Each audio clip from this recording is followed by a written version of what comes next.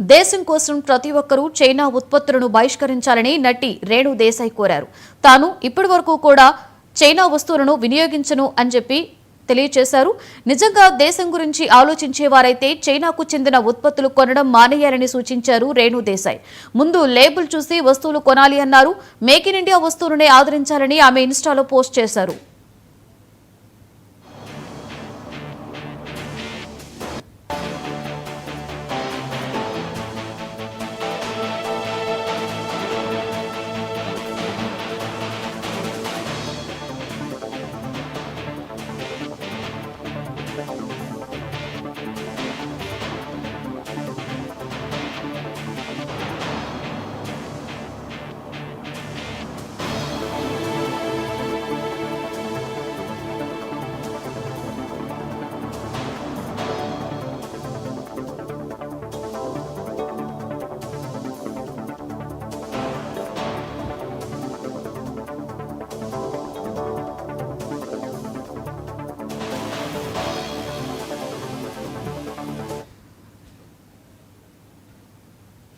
భారత్లో clean energy రాబోతుంది అని, దానికి ఏపీ నాంది పలుకుతుందని మంత్రి